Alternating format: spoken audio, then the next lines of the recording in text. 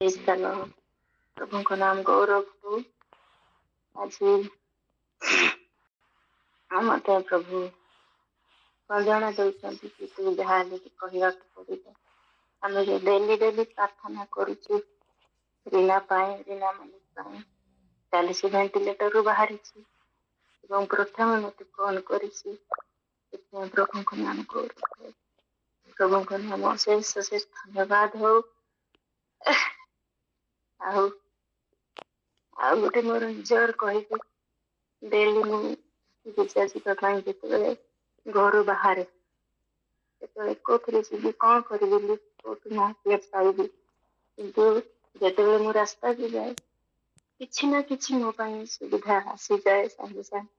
ଆମେ ସେଠି କୁହାଯାଏ କି ଯୋଉଥିରେ ଯାଏ ଦେହ ବାଜିରି ପ୍ରଭୁ ଦଉଛନ୍ତି। ସେଥିପାଇଁ ପ୍ରଭୁଙ୍କ ନାମ ଗୌରବ ହଉ। ରୀନା ପାଇଁ ଆମେ ସବୁଦିନ ପ୍ରାର୍ଥନା କରୁଛୁ। ସେ ଭେଣ୍ଟିଲେଟରରୁ ବାହାରିଛି ଏବଂ ତା ଜୀବନରେ ପ୍ରଭୁଙ୍କ ମଙ୍ଗଳ ଇଚ୍ଛା ପ୍ରଭୁ ସାଧନ କରନ୍ତୁ, କରାନ୍ତୁ। ଆଉ ରୀନାକୁ ତାଙ୍କ ମନୋନୀତ ବଂଶ ରାଜକୀୟ ବର୍ଗ ଭିତରେ ସାମିଲ କରନ୍ତି ପ୍ରଭୁ, ସେଟା ହିଁ ପ୍ରାର୍ଥନା ରହୁ।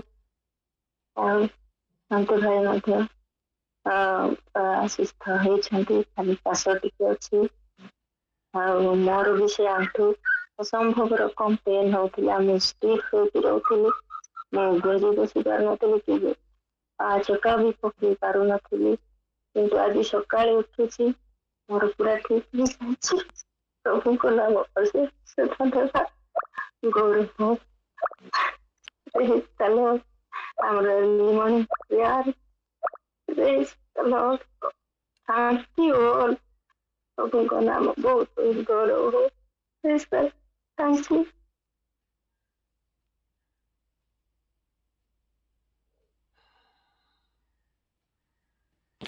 Praise the Lord. ବହୁତ ବହୁତ ଧନ୍ୟବାଦ ସୁରେଖା ଭଉଣୀ। ସବୁଦିନ ଆପଣ ବହୁତ ସକାଳୁ ଆମମାନଙ୍କ ସହିତ ବହୁତ ଆଗ ଜଏନ୍ କରିଥାନ୍ତି। ଆଉ ଆପଣଙ୍କର ଆଜିର ସାକ୍ଷ୍ୟ ଆମମାନଙ୍କୁ ଏତେ ସୁନ୍ଦର ଲାଗିଲା ଯେ ପ୍ରଭୁ ଆମମାନଙ୍କୁ କଥା କହୁଛନ୍ତି। କାହିଁକିନା ଗତ ଦିନ ମାନଙ୍କରେ ଆମେ ସମସ୍ତେ ଏଇ ଅର୍ଲି ମର୍ଣ୍ଣିଂ ପ୍ରେୟାର ଗ୍ରୁପର ରୀନା ଭଉଣୀଙ୍କ ପାଇଁ ପ୍ରାର୍ଥନା କରିଥିଲୁ। ସେ ଭେଣ୍ଟିଲେଟରରେ ଥିଲେ, ଆଉ ପ୍ରଭୁ ଆଜି ଆଶ୍ଚର୍ଯ୍ୟ କର୍ମ କରିଛନ୍ତି, ସେ ଭେଣ୍ଟିଲେଟରରୁ ବାହାରକୁ ଆସିଛନ୍ତି। ପ୍ରଭୁ ଆମମାନଙ୍କର ପ୍ରାର୍ଥନା ଶୁଣନ୍ତି, କାରଣ ପ୍ରଭୁ ସୁସ୍ଥତା ଦେବାକୁ ପରମେଶ୍ୱର। ଆମମାନେ ତ ପଢୁଥିଲୁ ଗତକାଲି ଯେ ବାକ୍ୟ ପଠାଇ ପରମେଶ୍ୱର ସୁସ୍ଥତା ଦିଅନ୍ତି। ଆଉ ପ୍ରଭୁ ଆମମାନଙ୍କର ପ୍ରାର୍ଥନା ଶୁଣିଛନ୍ତି, ସେ ଯୋଗୁଁ ବହୁତ ବହୁତ ଧନ୍ୟବାଦ ସୁନ୍ଦର ସାକ୍ଷ୍ୟ ପାଇଁ। ପୁଣି ଭଉଣୀ ବି ସବୁବେଳେ ପ୍ରାର୍ଥନା କରିଥାନ୍ତି, ତାଙ୍କର ଗୋଡର ଯୋଉ କଷ୍ଟ ଥାଏ, ଆଉ ସେ ଆଣ୍ଠୁ ଭାଙ୍ଗି ପାରନ୍ତିନି, ବହୁତ କଷ୍ଟ ହୁଏ, କିନ୍ତୁ ଆଜି କିଛି କଷ୍ଟ ନାହିଁ। କେତେ ଆଶ୍ଚର୍ଯ୍ୟ ସାକ୍ଷ୍ୟ। ପ୍ରଭୁ ଆମମାନଙ୍କର ପ୍ରାର୍ଥନା ଶୁଣୁଛନ୍ତି। ପୁଣି ସେ ପ୍ରତିଦିନ ବି ଆଜି ଆମମାନଙ୍କର ଯେହୋବା ଜୀରେ ପରମେଶ୍ୱର ଆଶ୍ଚର୍ଯ୍ୟ ଭାବରେ ଆମମାନଙ୍କୁ ସାହାଯ୍ୟ କରିଛନ୍ତି, ଯେ କି ଭଉଣୀ ଯେତେବେଳେ ଯିବାକୁ ବାହାରନ୍ତି ଯେକୌଣସି ନା ଯେକୌଣସି ସୁଯୋଗ ପରମେଶ୍ୱର ପହଞ୍ଚିଥାନ୍ତି। ଆଜିର ସୁନ୍ଦର ବାକ୍ୟ ଯୋଗୁ, ଯୋଉ ବାକ୍ୟରେ ଥିଲା ଯେ ପ୍ରଭୁ ଆମମାନଙ୍କୁ ମନୋନୀତ ଜାତି କରିଛନ୍ତି, ସେଇ ହିସାବରେ ମଧ୍ୟ ଭଉଣୀଙ୍କର ସାକ୍ଷ୍ୟ ଆଜି ପ୍ରଭୁ ତାଙ୍କୁ ମନୋନୀତ କରିଛନ୍ତି, ଆମ ସମସ୍ତଙ୍କୁ ମନୋନୀତ କରିଛନ୍ତି।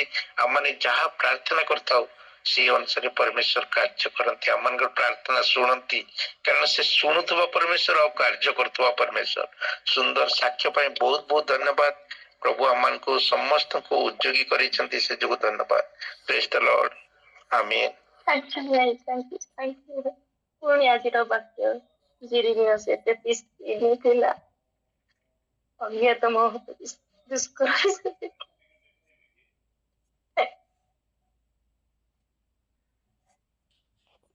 ପ୍ରେଜ୍ ଦ ଲର୍ଡ, ପ୍ରେଜ୍ ଦ ଲର୍ଡ। ପ୍ରଭୁଙ୍କ ମହାନାମରେ ଧନ୍ୟବାଦ।